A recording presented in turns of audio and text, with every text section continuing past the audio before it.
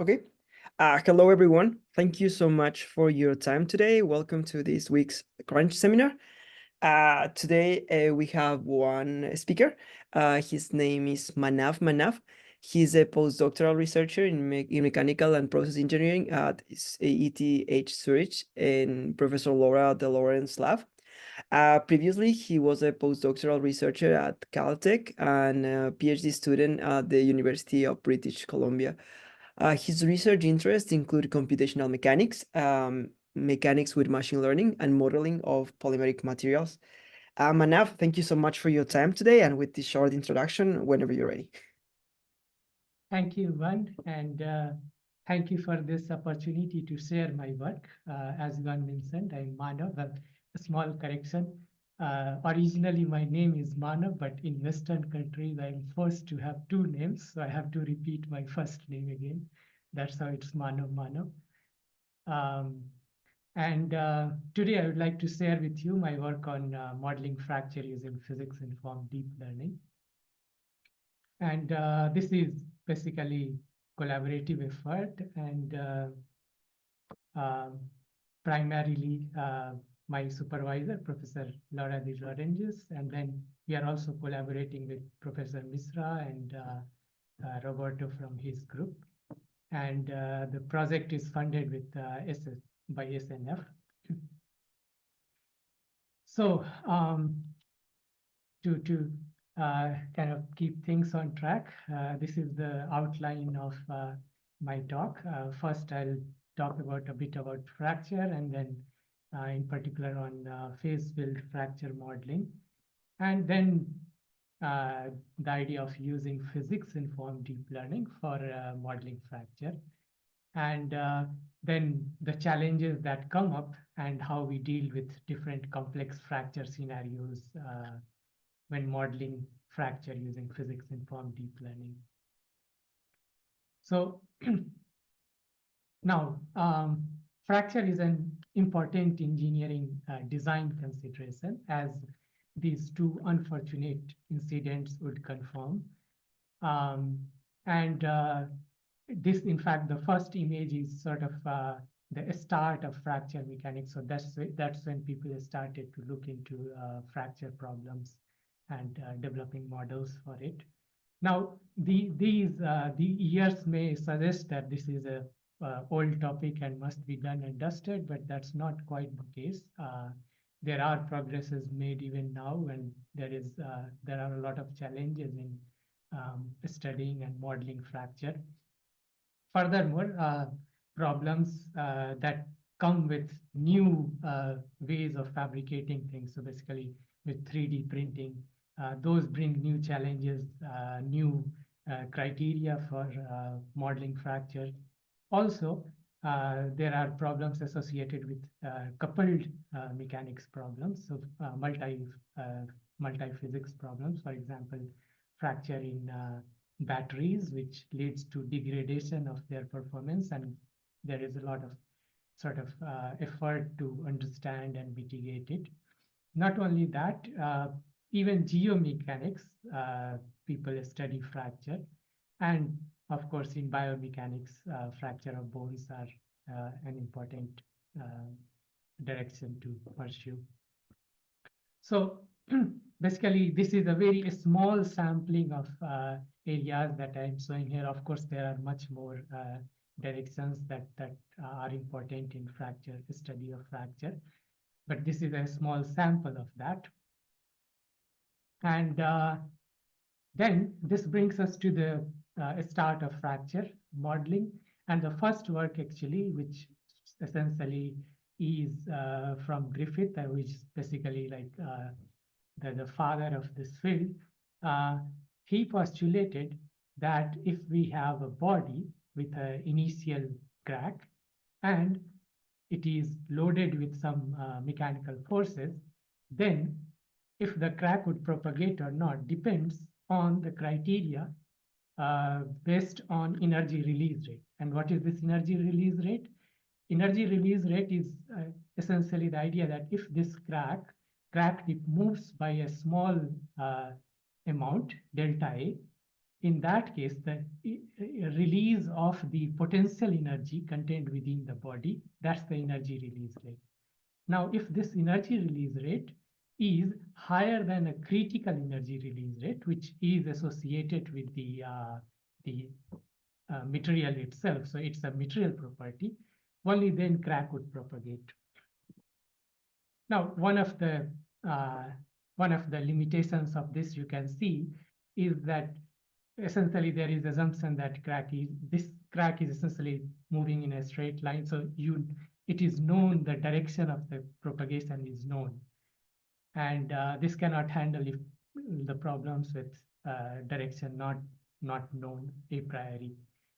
And so in 1998, a variational formulation for this was proposed, which essentially is, let's say, generalization of the same idea.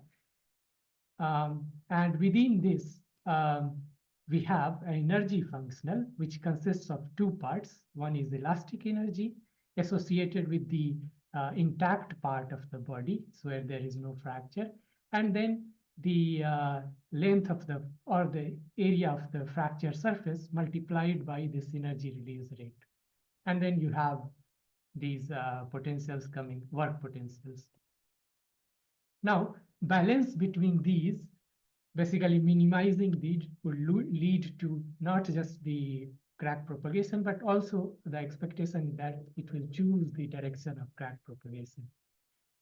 Having said that, of course, it is assumed that crack is a surface of discontinuity, and that means there will be a lot of numerical problems, because numerically discontinuous surface would be challenging to deal with. And so there are numerical approaches to resolve this. But before moving on, I should mention that here the years you see is 1920, and then the next work is 1998. It appears that there is a black hole in between where nothing happened, and that's actually that's misleading in this picture. I have taken a very small sampling of methods, but of course a lot of work has been done within this period, and I'm kind of skipping all those just to get to the topic of our interest sooner. Now, as a sort of numerical approach to deal with this discontinuous surface, a phase field modeling was proposed. And the idea is that now crack is not a discontinuous surface, but it is represented by a continuous field, which is a phase field. And the locations within the body where this field goes to 1, that is representing crack. And then from this value, it slowly smears out. So basically, we are regularizing a crack, and we don't have any more a discontinuous field. Now, within this formulation, then again, we have elastic part of the energy, and there is another part which is associated with fracture. Now, of course, when regularizing this, length scale is introduced, and that length scale is associated with the gradient of this phase field.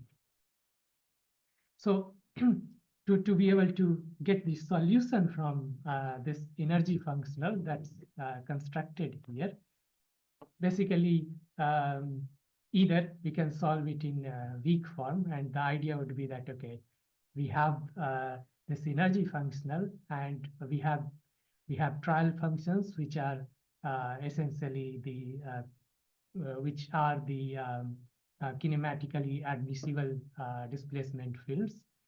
And on phase field, the criteria is that it should be greater than in the previous loading step.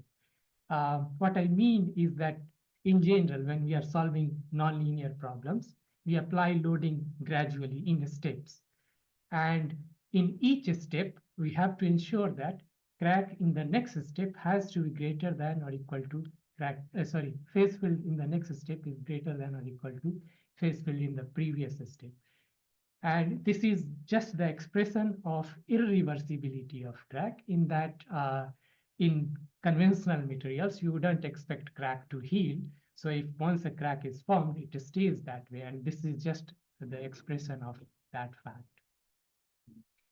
From this, one can get a strong form of equations when first part is our familiar equilibrium equation, and then these other parts are essentially Kuhn-Tucker conditions, in which one of the important parts to note is that actually the crack is driven by a part of a strain energy. So a strain energy in general, you think that when there is tensile stress, that tensile stress would likely lead to like fracture, but compressive stress typically you don't expect it to lead to fracture, and so we have to differentiate between those two. And this part, psi plus, represents this fact that essentially the tensile part of the stress is going to drive the evolution of crack, and effectively that phase field in phase field modeling of fracture. So these would be the equations to solve to be able to get the solution field. Now, before moving further, it would be nice to sort of non-dimensionalize this, not only because number of material parameters decrease, but also because basically, as you can see, perhaps I should use a laser pointer.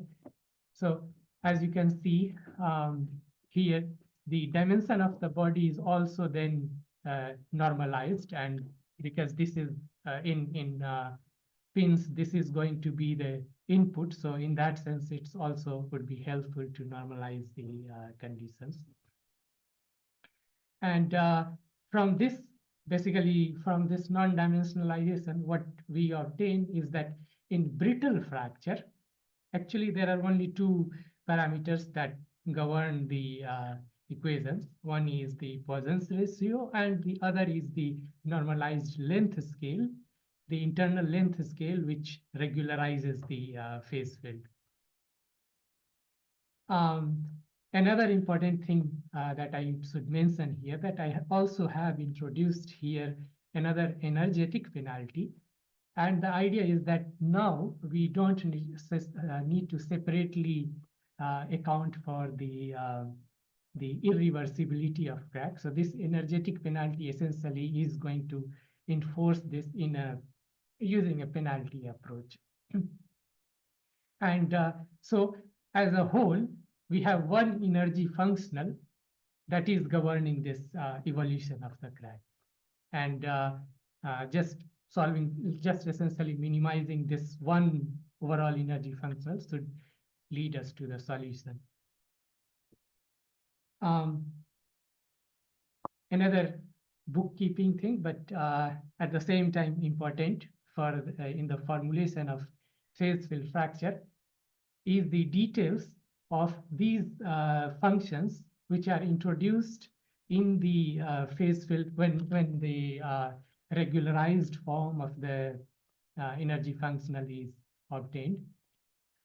One part is called degradation function, and this essentially is saying that when crack is when phase field is evolving, that leads to basically decrease in the strain energy. So as you would expect that when we have a crack nucleating at some point, the strain energy there should go to zero because it cannot take really any load. And this essentially is representing that fact.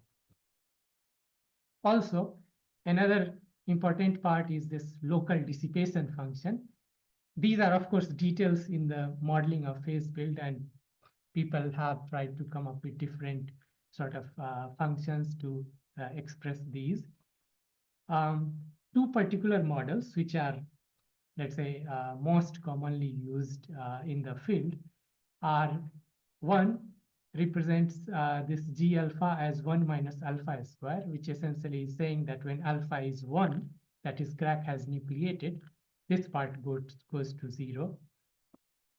And this form of W alpha In 81, it equals alpha. In 82, it equals alpha squared. The reason I'm stressing a bit on this part is because we have to kind of make use of these two models, and the place where they are useful are that these two have some differences how crack evolves. In the first case, phase field evolves suddenly. So we are applying some loading. There is no sort of phase field is uniformly zero, let's say, everywhere if we are studying crack nucleation. And at the point of crack nucleation, suddenly phase field would become one at some point. So suddenly crack would nucleate.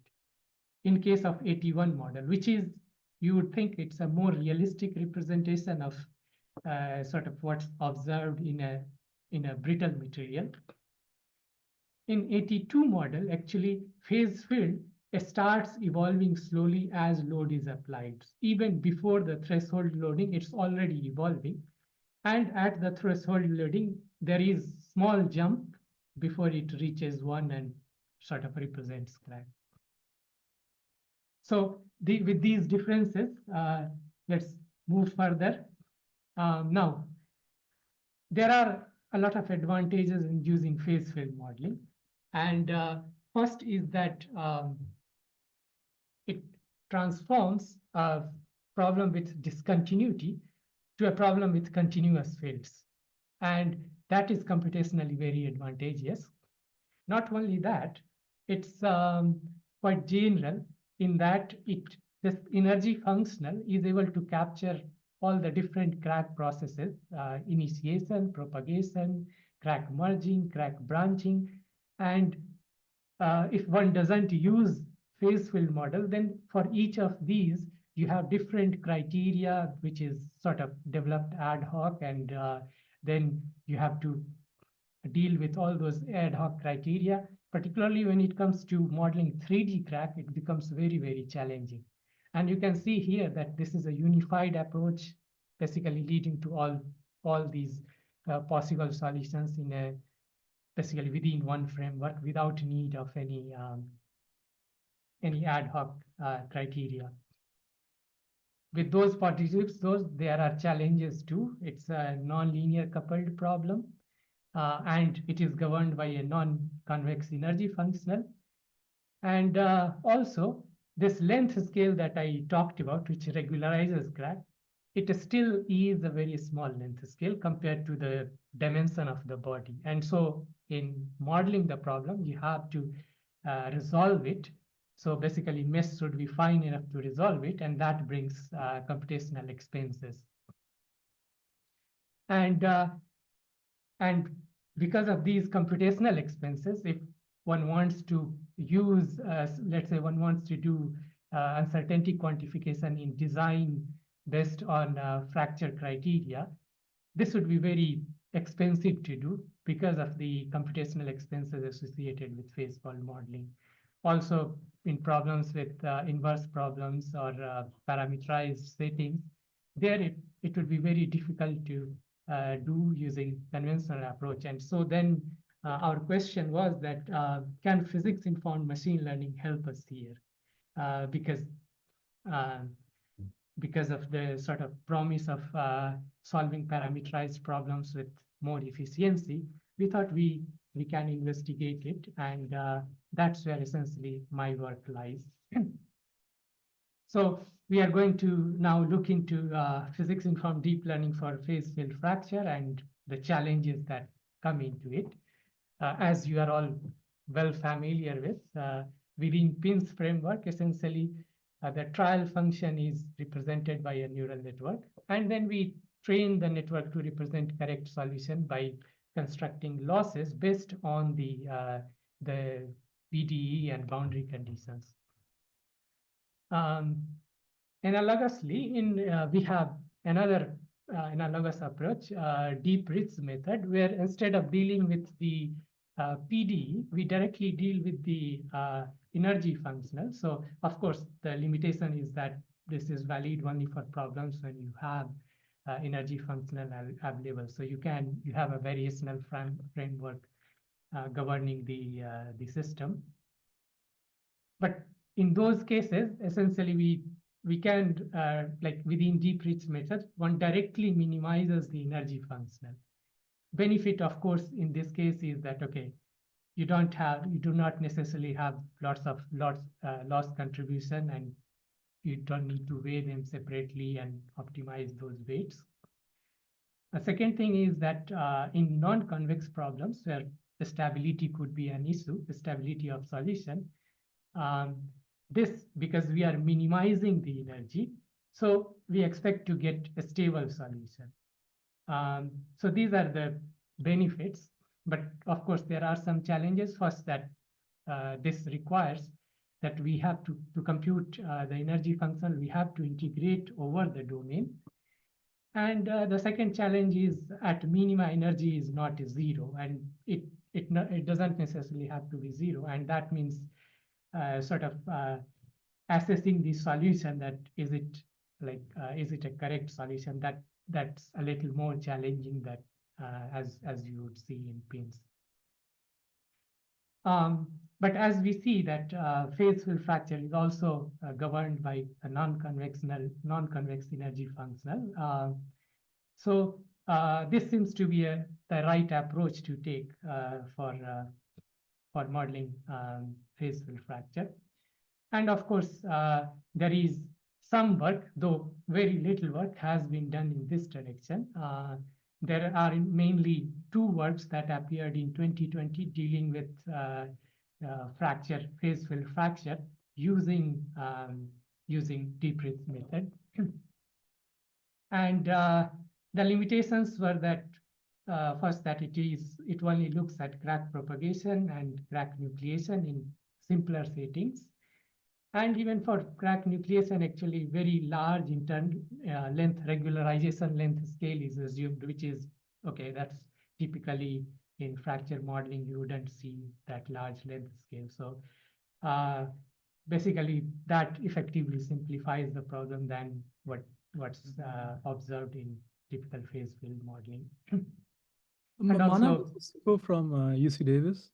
So I had a question on your previous slide. Sure. Yeah, so you talked about it being a non-convex functional, right? Right. So are you looking for the global minima, or you're just even a local minima, the actual crack solution, right? So is Right. that the global minima of that functional?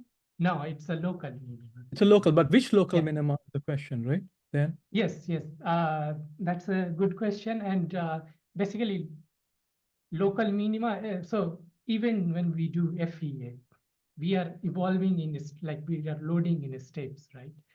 And as we are loading in steps, right. the state of the system is changing slowly. So basically, the closest local minima, so to say, from Yeah, the but I mean, state. if you're doing classical FEM, for example, with Right. nonlinear elasticity, for example, right? So then, of course, there is a global minima, right? I mean, for that problem, I can Right. understand plasticity or something where you have dissipation, then it's a different situation where you don't have a variational formulation in general, right?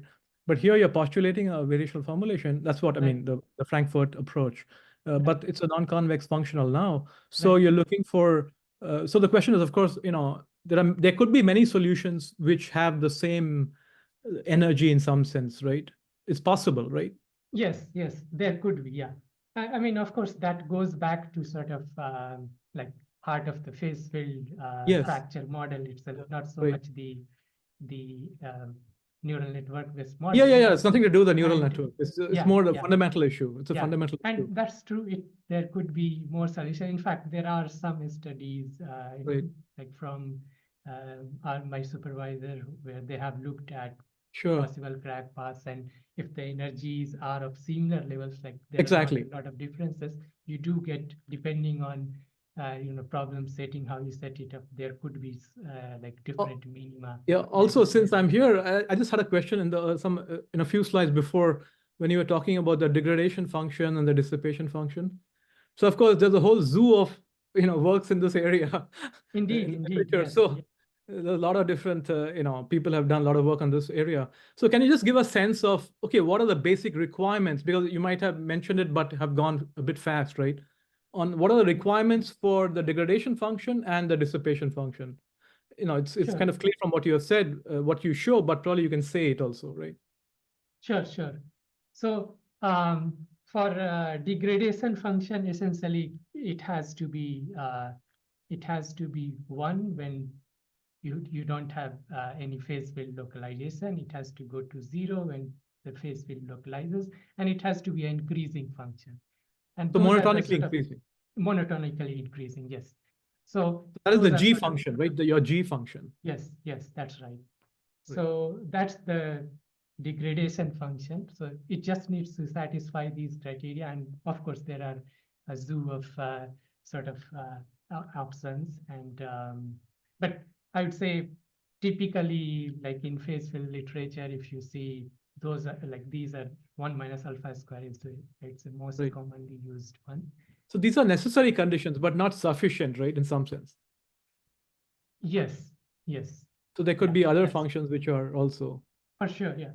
So Right. those are the criteria, and based on this criteria, you can kind of design a lot of functions that satisfy these criteria. So there is no restriction as such in brittle fracture. Yes. Of course, if you include more things, then there would be new requirements coming in. But in brittle fracture, as far as I understand, that's the sort of Yeah. one So limit. the last question was also in your most recent slide where you talked about the length scale.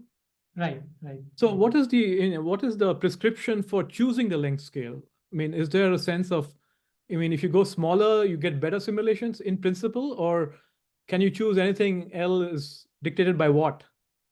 Okay, so that's again, I went very fast on that, did not spend time on it. But if you look into crack propagation problem, then in crack propagation problem, length scale is just a numerical parameter. And in fact, if as length scale goes to 0, gamma convergence results so that, okay, in that case, you converge to sharp interface model. Yeah. But like a few years ago, people recognized that actually in crack initiation problems, like crack localization, so you don't have anything to start with, and crack is nucleating. Actually, this length scale can be related to the strength of the material, so the stress at which crack will nucleate. And this L can be related to that, and then it becomes a material parameter. And so then you can basically set L based on the material, and it will handle the crack nucleation part in the formulation. In fact, that's how you bring in the crack nucleation crack nucleation ability to the formulation. If L were to go to like infinitely, if L were to approach 0, that essentially would mean that like nucleation is like the strength is approaching infinity, and you wouldn't really see nucleation in that case. But typically, if you already have a nucleated crack, right, let's say, and then you are just looking at crack propagation or crack growth, then if you're asked to choose, okay, what do I choose L as, right? Yeah. Then you still use the strength-based criterion, or you just use. Right. Yeah. Because if you don't use that, then it's not correct, or how would you categorize it? Okay. Maybe if because with a larger L, you could of course get a simulation because it's easier to run, right? Yeah, sure. But that would not like give correct result, in that we do expect this length scale to be considerably smaller than the domain size. Sure. If it is okay, maybe we can come back to this. Yeah. Okay, I'll let you go. Proceed. Thanks. The main part, sort of, my main contribution is still to be discussed. So yeah. Okay. So coming back to the neural network formulation for the phase field modeling, as I was saying, that there is some work done, but there are a lot of limitations in this. And the second thing is that since then, there hasn't been much progress made on this. So sort of progress has been very limited. And then we wanted to ask what are the challenges, like why not much has happened in this area. And basically, if we formulate it scientifically, then what are the challenges in DRM, the deep reach method, which is sort of not allowing it to kind of get the solve realistic problems, let's say. Realistic, and by realistic, I mean that kind of problems that people in phase field community work with. And so taking this a step back, basically, first thing is that we are essentially representing the energy surface in the space of neural network parameters.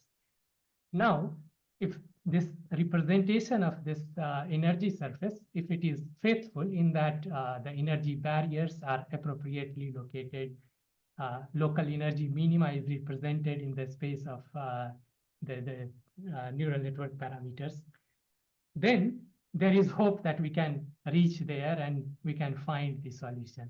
And of course, then we need an appropriate optimizer to be able to guide our guide us to the solution, to the expected energy minimum. And so now if we talk about the representation of energy surface, we are actually representing the solution field in terms of neural network. So, and from that, we are constructing energy.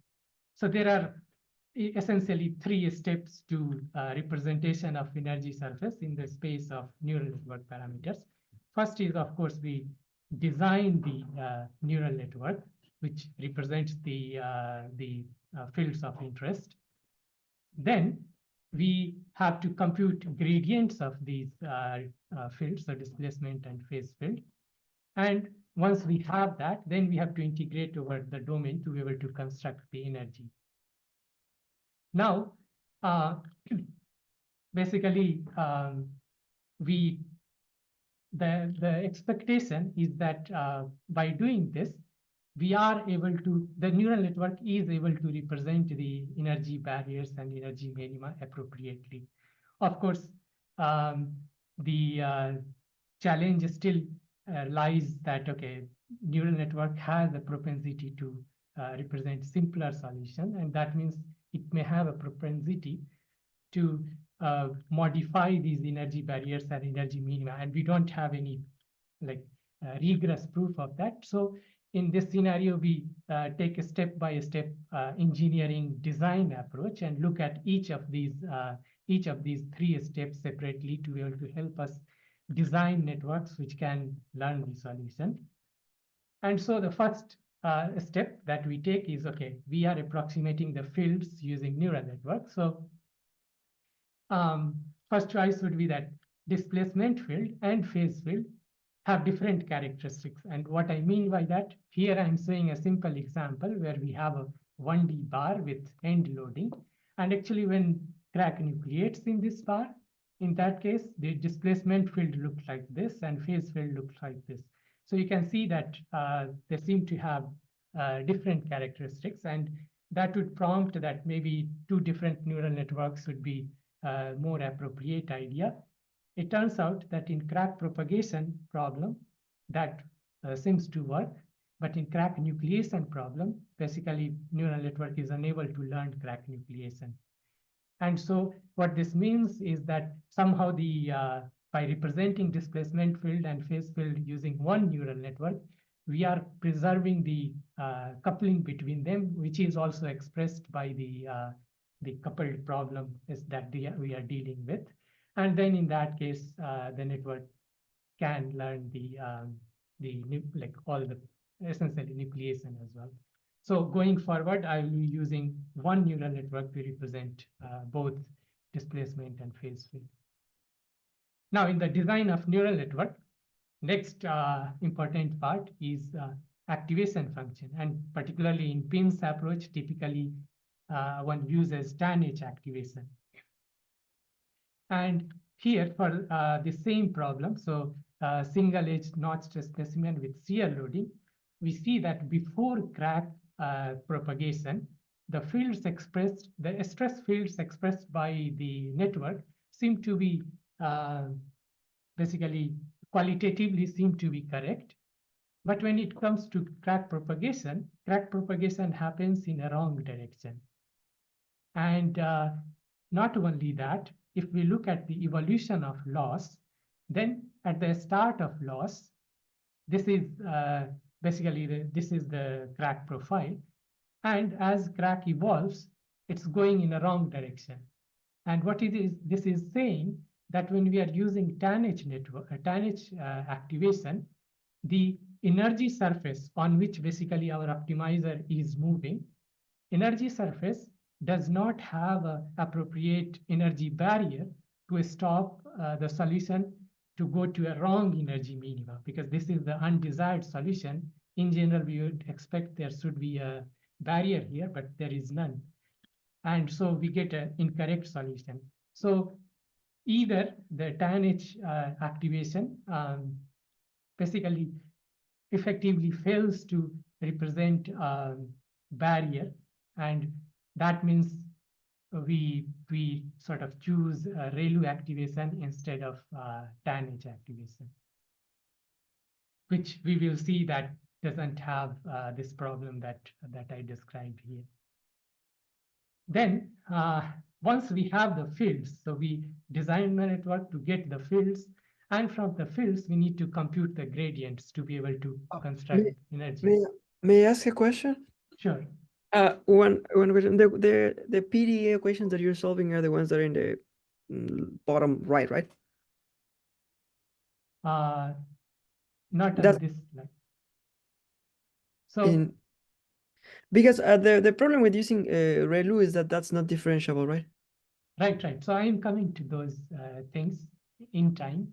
Okay, So okay. give Sorry. me a few moments. I'll be Okay. discussing that too. In fact, we will be seeing here itself. So gradient computation is the second part. And now, of course, one idea would be to use auto differentiation. And in this case, again, I'm using TANH to be able to compute gradients using auto differentiation. And here we see that at the crack, like the displacement and phase fields seem reasonably fine. But when we look at the stresses, which would be basically gradient of these displacement and phase field, they show high frequency noise at the crack tip.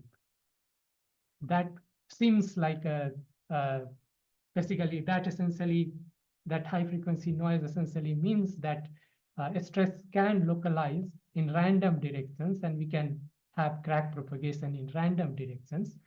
And so what this points to is that auto differentiation is basically it's not working correctly, and we cannot use auto differentiation for gradient computation. And so we have to go with numerical gradient computation.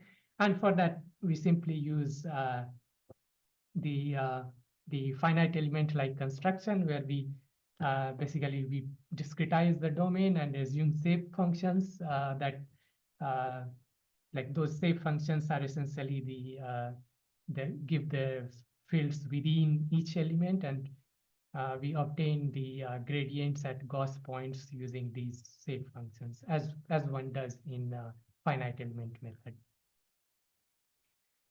Okay, so and also for integration, then we simply use Gauss quadrature. So within the discretized domain, within each element, we take, in our examples, for now, we take just one Gauss integration point to compute the integration. So Manav, the Suku again. Sure. So just on that point you just mentioned, right? When you're basically projecting the neural network onto a finite element basis, essentially. Right. That's and correct. then basically finding out its nodal values, and then using FEM interpolation inside the element or the cells, so to speak, right? Right. And then using the gradients, and then proceeding as you would do normally to compute stresses and all that, right? Yes. So, but then you mentioned you just use 1-point quadrature, right? 1 point inside each rectangular cell? Triangular cell. Oh, it's triangles. Okay. Yeah. So for now, I mean, for these examples that I'm showing, I'm going with simplest settings, so to say. So I have not explored, let's say, higher order elements or anything like that for now. So you use a mesh, sort of a mesh of a triangular mesh, basically. Yes, yes. Your collocation of your points, right? Yes. I mean, one could potentially use any mesh. That won't be a problem. But in my examples, I'm using, for now, I'm using triangular elements. Yeah, okay. Okay. So once we have constructed the energy, then we basically need to move on that energy surface to get to energy minima. And for that, we need an optimizer.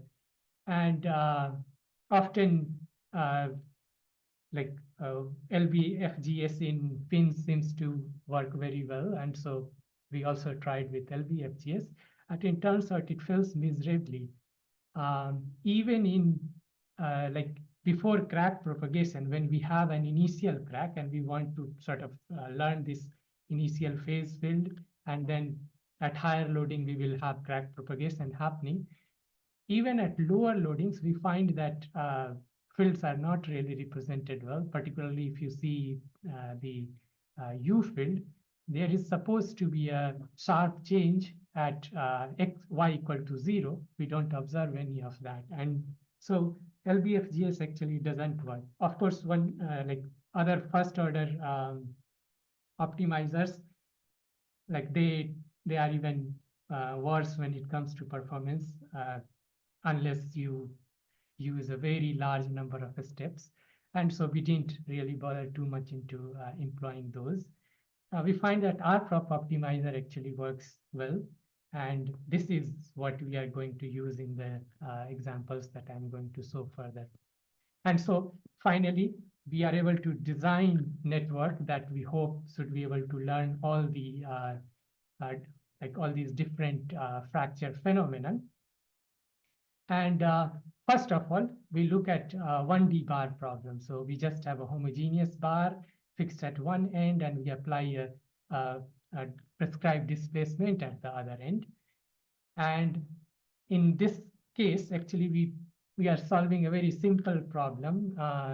And we take L equal to 0.1. So it's a large value.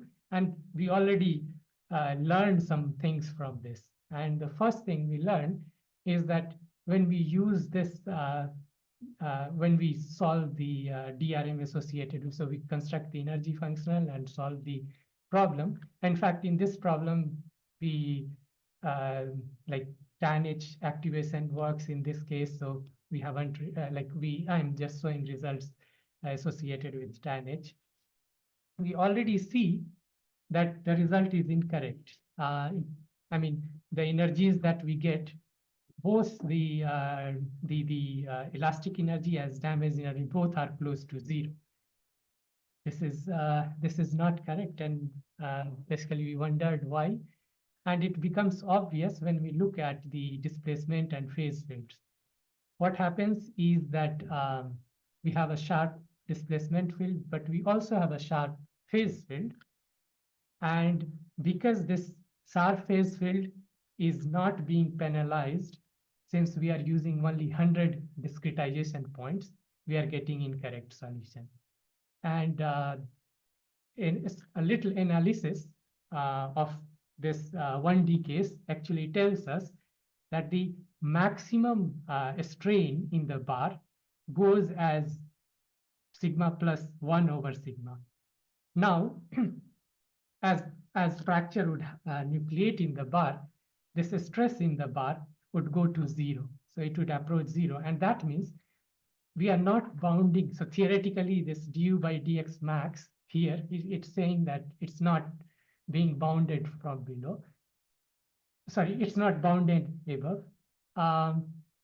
And so if we don't constrain, if we allow basically this strain to go as much as high, like theoretically, it's not bounded. Now, in FEA, what happens is the size of the discretization, say, fixes this maximum strain. But in neural network, that's not the case. here, this du by dx maximum depends on the approximation capacity of neural network. And so if it can express very sharp du by dx, it will express that. And that's when we get into problem. And so we need to constrain the approximation ability of neural network, and penalizing using kernel regularization then fixes this problem, and we are able to get correct solution, which matches with finite element solution as we see in energies here.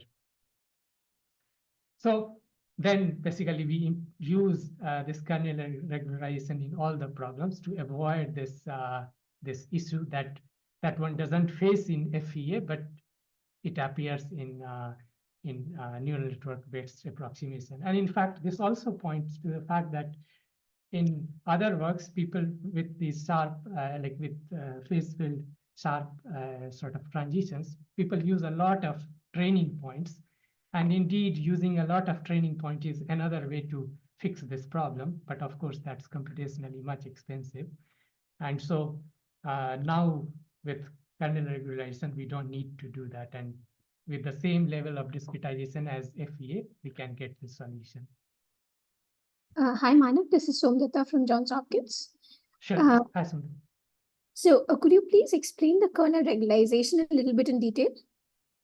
Simply putting the L2 loss, like adding the L2 loss of the weights, summation of weights of the network, and just that. So basically, the idea is that we are not allowing weights to have very large values, so to say. Oh, I see. And so the gradient, gradient expressed by it also won't have like infinite ability, so to say. So we are constraining that. That's the regularization that you're adding with the loss function. Yes. Yeah. So along with energy, we add this. Yeah. Thank you. Okay. So now to solve 2D problems, first limitation is, of course, we have to use a very large network than one typically sees in PIMS problems.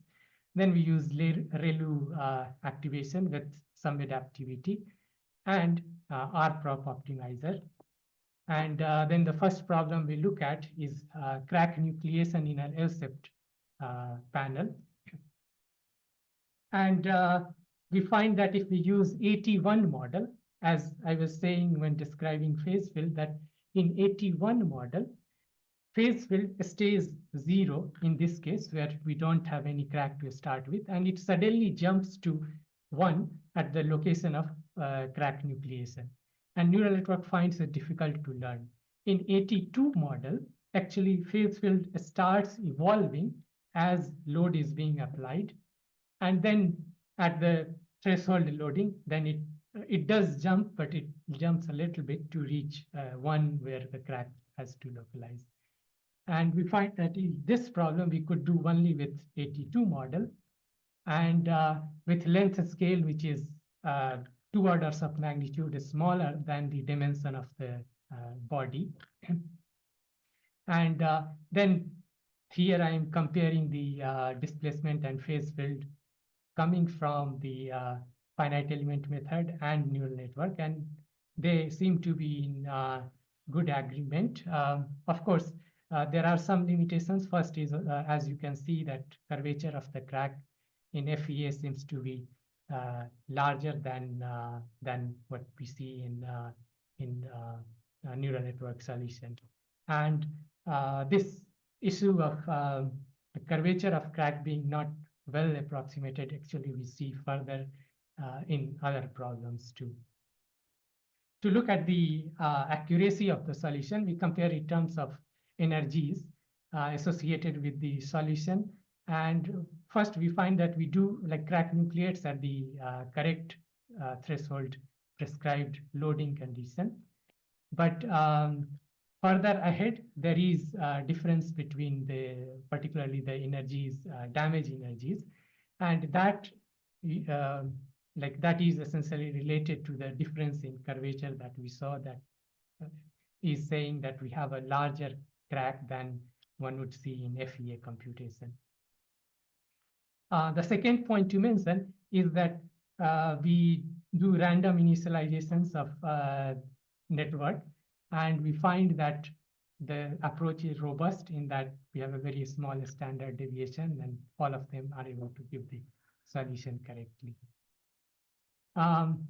Then we look at the crack propagation and crack kinking in a single edge notched plate.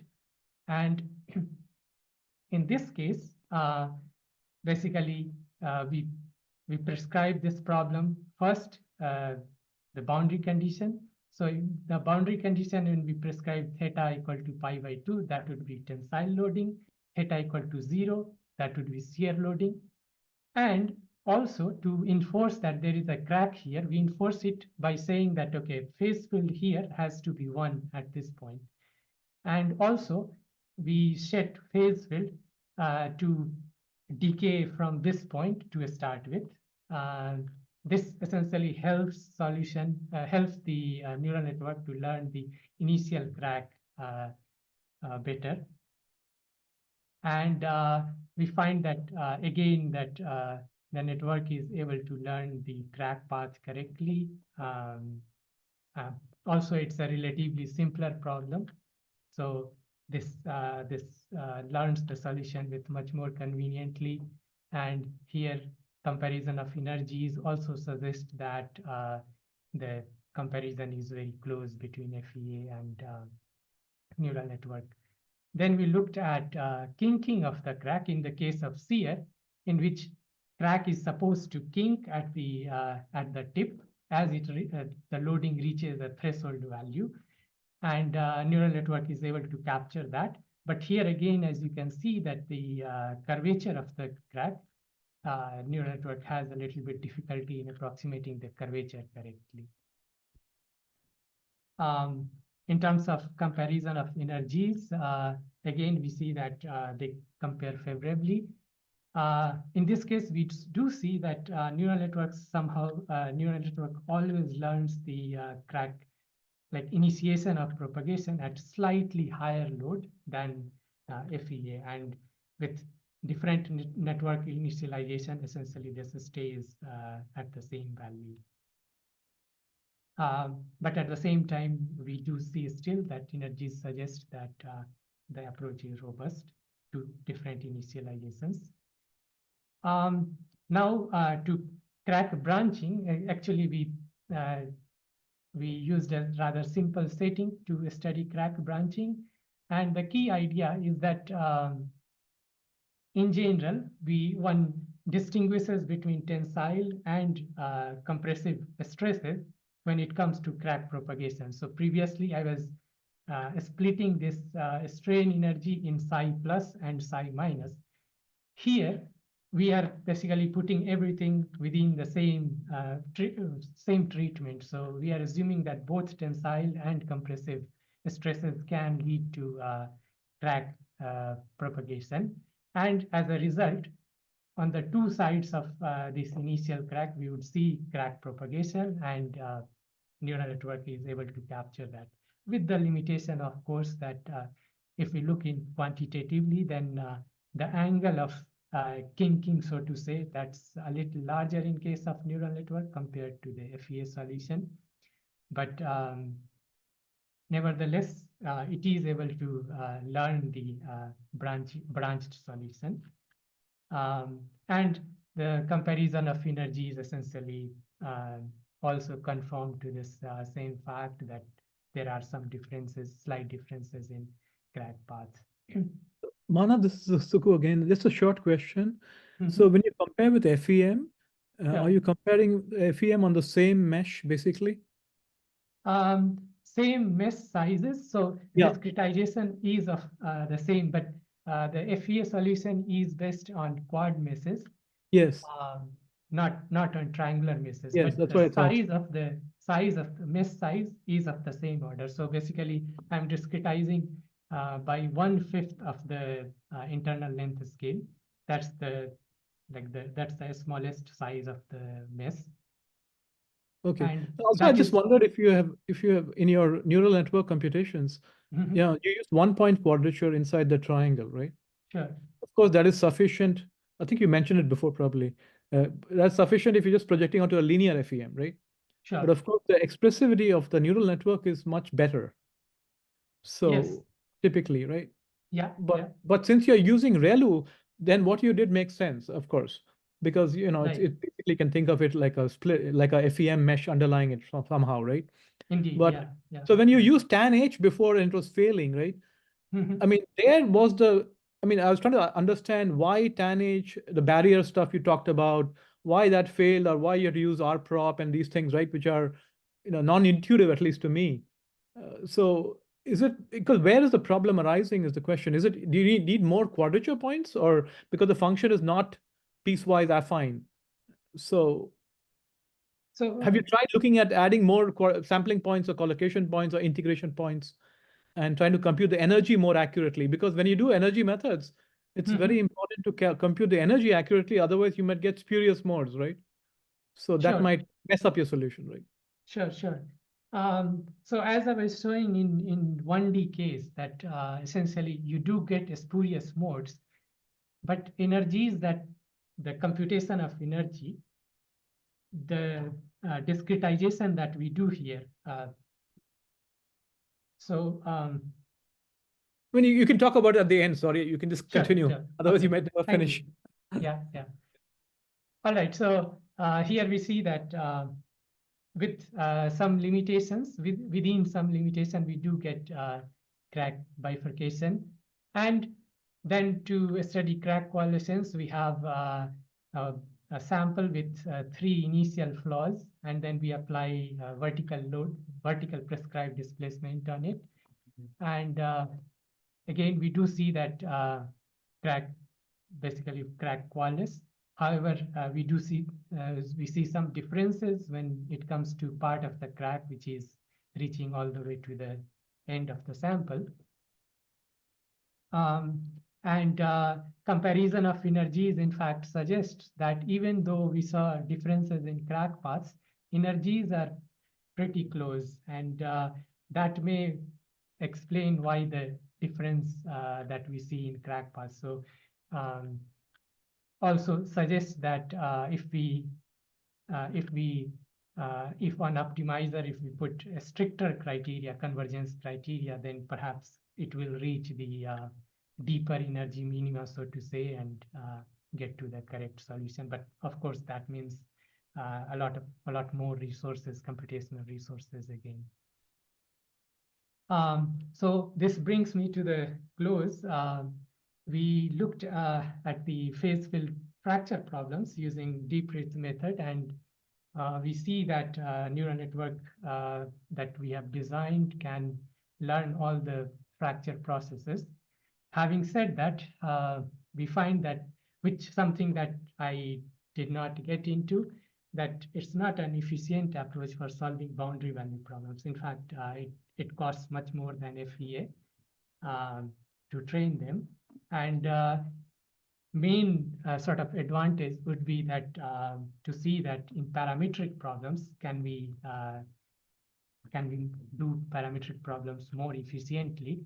And anyway, that's the larger goal, to be able to use this approach to solve parametric problems for uncertainty quantification and problems such. So with this, thank you very much, and I'll be happy to answer any questions you may have.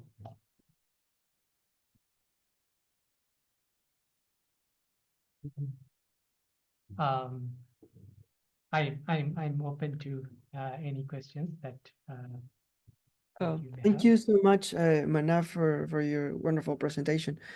Do we have any questions from our audience? Hi, Juan. I have a couple of questions. Can I go? Hi, Sure. Sandata. Sure. Please.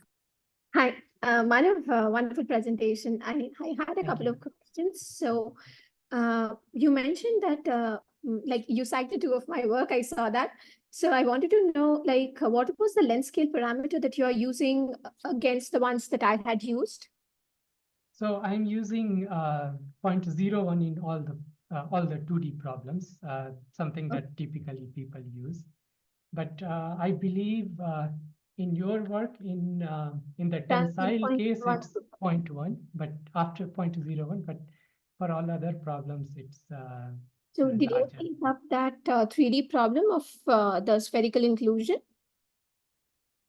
So Like, in that actually I looked up, it was not mentioned, but if you look at 0.0625. if you look at the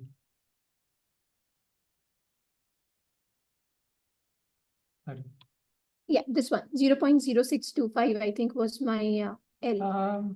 Not. doesn't seem to be the case, because if you look at So what the happens is in this, we decay could of not, alpha, yeah, actually this method which I did, we could not have more quadrature points because that was what I could generate and run my GPU on. And this I was see. with a non-adaptive method. So I have another paper, which is the adaptive generation of integration points. And this one, I think the picture that you've taken is from my transfer learning paper. That's true. Yeah. So yeah, I was wondering, like, have you tried this problem and have you seen any advantage of the methods that you were suggesting? Because I was trying to understand, like, what's the novelty that you have introduced? Because I did with an Adam plus LPFGS. Was my optimizer. I understood that you took RProp. Yeah. And in the transfer learning paper, I had generated the same, like I had a background quadrature mesh and I was generating integration points. And I saw you generated it using a triangular mesh in the back end. Right. So I'm trying to understand how is your method or framework different from my one, and how many points have you used in each of the examples? So in all of them, essentially the like the size of the mesh, the smallest mesh size is 1/5 of the length scale. So that's something typically people use in FEA. And so what was your what was the number of quadrature points that you had? Each triangle had one quadrature point. No, overall. So I was trying because yeah, so you had one quadrature point. I did not discretize it that fine, but I had like 4 quadrature points per element. I think it's if I remember correctly, it was 64 quadrature point. 4 cross 4. Yeah. 4 cross 4. So I had quadrature mesh. Right. So I'm trying to understand how many total number of points, like quadrature points, did it since you mentioned that you did a regularization and you did not have to generate that many number of points. I want to know what was the total quadrature points that you had. Right. So of course, in each problem, it's like the number is different. And so for let's say for this problem, like crack propagation straight ahead, I think this had about 25,000 points. Okay. 25 to 30,000 points. So of course, I do not discretize the whole domain with like finally, but only the sort of zone around this crack and where we expect crack to propagate. So you kind of use that pre-decided, a priori you knew that this is the crack path and you refined that zone. Right. Okay. And so a zone, yeah, so that's true. A zone, not exactly like exact crack paths, but sort of a zone around it and allowing it to kind of choose direction within that zone.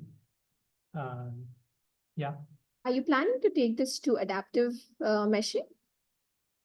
That would be one possible enhancement. Probably you might want to refer to my paper, which is like an adaptive meshing paper on pins, like the variational pins with adaptive refinement. Okay, right. The fourth order with fourth order. Yeah. Also, like I had a question, like with ReLU, you cannot do fourth order. Are you only solving second order? Yes, I'm only solving second order. Okay. Yeah. Yeah, I can go on with a lot of my questions. I'll leave it to the other people to catch up. Yeah. Thank you so much for your questions. Thank you so much. Do we have any other questions from the audience? Hello, I'm Elham from Hi, Brown. Thanks, Manav, for your presentation. I have a question about the two models that you described, 81 and 82. I think it was slide 30. My question is that for the first case that you explained that there is a jump between from like a 0 to 1 for phase field. right. I didn't get something here. Did you use like specific things for like this issue? I mean, for learning this, or I mean, did you use same structure for 1 and 2? Could you explain this part a little more? Sure, sure. So Yeah, thank you. In crack nucleation problem, actually 81 model doesn't work. So we don't have any crack to start with. And at the location of, let's say, where we have localization of stress, so to say, at that location, when the stress reaches, let's say, some critical value, we expect that, roughly speaking, we expect crack to nucleate the and that means phase field should reach 1 and then in a regularized form around that point. This with 81 model, this doesn't happen because before, like if we are dividing in loading steps, then in the previous loading step, alpha is 0 everywhere. And in the next loading step, it suddenly has to jump and become 1 at some point, and with exactly. with the regularization. This becomes difficult with crack initiation. But in crack propagation problems, where we have some crack to start with and it goes in different directions, or it bifurcates, or it coalesces, in those cases, because it doesn't have to suddenly jump from 0 to some like 1, but rather there is some direction sort of in which it is evolving from some non-zero value, it works. 81 model works all right. So only example that I was showing, which we did with 82 model, was the nucleation one. Everything else is with 81 model. All right. Yeah. But thank you. Thanks for your presentation. Thanks.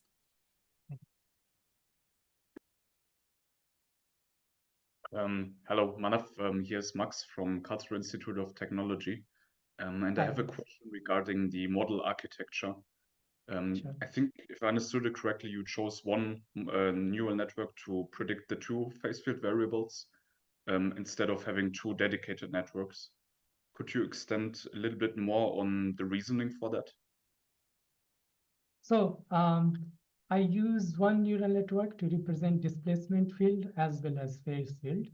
Of course, we have just one phase field, and the neural network represents the in 2D two displacement fields and the phase field, the same network. Now,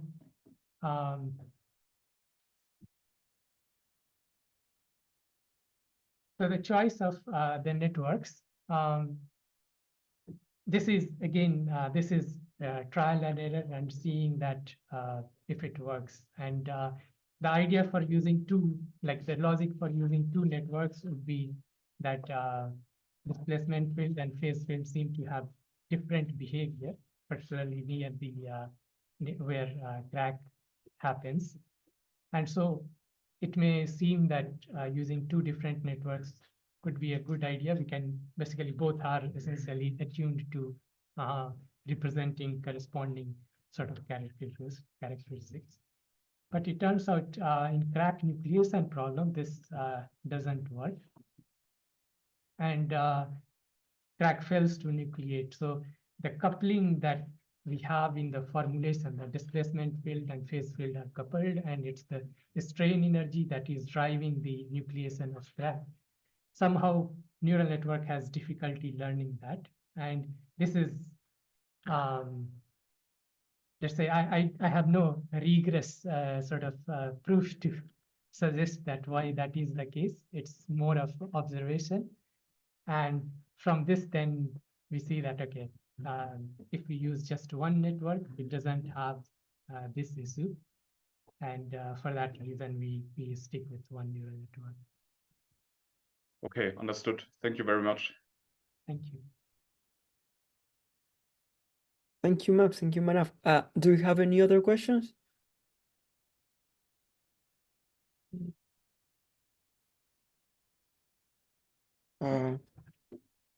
Let's see, nobody else.